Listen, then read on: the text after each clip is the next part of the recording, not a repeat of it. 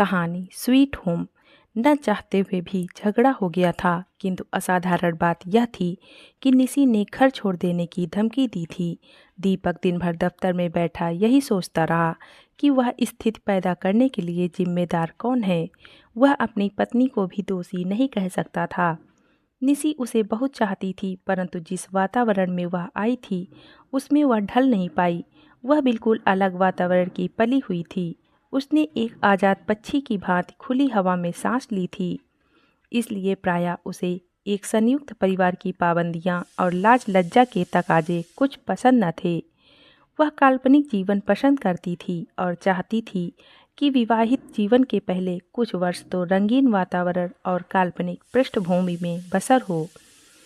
यही कारण था कि उसे घर में घुटन लगती थी, जहाँ कई बार उसके लिए खुलकर सांस लेना कठिन हो जाता था। वह कहा करती थी, यह भी क्या जीवन है जहाँ हर पग फूंक फूंक कर रखा जाए और हर कार्य पर लज्जा का पहरा हो। खाना बनाओ, सारे परिवार के लिए मेज पर लगाओ और सबके साथ मिलकर खाओ। एक दूसरे का मुंह देखते रहो, व्यवहार को देखते रहो और कई बार पेट भरने की अपेक्षा मुंह में कड़वाहट लेकर खाने की मेज से उठ जाओ। जबकि उसकी इच्छा यह होती थी कि वह किसी अंधेरे महकते वातावरण में दीपक के कंधे पर सिर रखे, हंसती मुस्कुराती रहे, छेड़छाड़ करती रहे और खाने के यह पल घंटों में बदल जाएं। इच्छाओं ने ही झगड़ों और छोटी छोटी तकलीफ़ों को जन्म दिया था, यहाँ तक कि अब उसे घरेलू जीवन से और घर के खाने से ही चिढ़ हो गई थी। और इसी चिढ़ के कारण उसे परिवार के लोगों में भी दोष दिखाई देने लगे थे। इसलिए निसी का प्रयास यही रहता कि वह अधिक से अधिक समय घर के वातावरण से बाहर ही व्यतीत करे। दीपक ने कुछ अलग से वातावरण में जन्म लिया था। घर ही उसका जीवन था, परंतु निसी के अगाध प्यार, दिल को लूट लेने वाली अदाओं और जीवन के बारे में उसके नए विचारों के सामने वह झुकने लगा था। वह न केवल निसी के विचारों से प्रभावित हो जाता, बल्कि अब उसे निसी के विचारों में गहराई भी नजर आने लगी थी। सच ही तो है, जो वस्तु घर से बाहर होटल रेस्तरां में कहीं अच्छी और कहीं अच्छे वातावरण में मिलती है और हम उसे प्राप्त भी कर सकते हैं, तो यह आवश्यक नहीं कि उसे बनाने के लिए घर में समय नष्ट किया जाए, उंगलियां जलाई जाएं और अधपकी व ज़्यादा पकी चीज़ें जैसे तैसे निगली जाएं।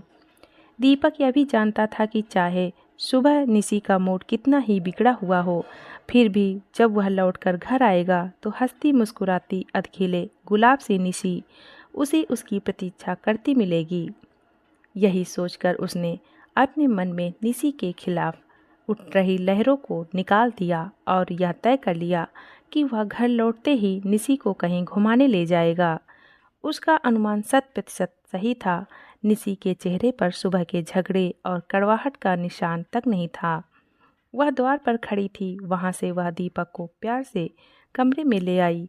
तब दीपक ने स्वयं ही सुझाव दिया, निसी, इस इलाके में एक बहुत ही बढ़िया रेस्तरां खुला है। बहुत लोग उसके वातावरण और खाने की बहुत प्रशंसा कर रहे हैं। आज रात का खाना वहीं खाएंगे। नए ढंग के इस रेस्तरां का बड़े बड़े वृक्षों से घिरा हुआ बगीचा रोशनी और खुशबू से महक रहा था। बीच में एक फव्वारे से कई प्रकार की किरणों में धुनी हुई पानी की फुहारें ऊपर उठ रही थी। खुले वायुमंडल में संगीत की जादूगरी फैली हुई थी। चारों ओर आज़ाद वातावरण में सांस ले रहे लोग गप्पे लड़ा रहे थे। निशी और दीपक रेस्तरां के विशेष कमरे, जहां लाल रंग की कालीन बिछी हुई थी, में आकर भारी सोफे में धंस गए। कमरे का अंधेरा वातावरण निसी के लिबास और बालों की सुगंध से और भी महक उठा था।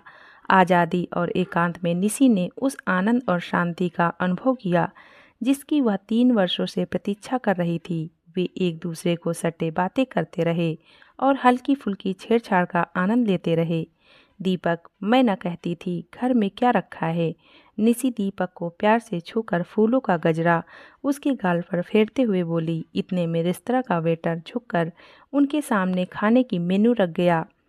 उन दोनों ने मेज पर रखी टार्च उठाकर मेनू देखी। पहली पंक्ति के नीचे सुर्ख लकीर डालकर लिखा था, यहाँ घर जैसे वातावरण में घर जैसा खाना मिलता है। धन्यवाद।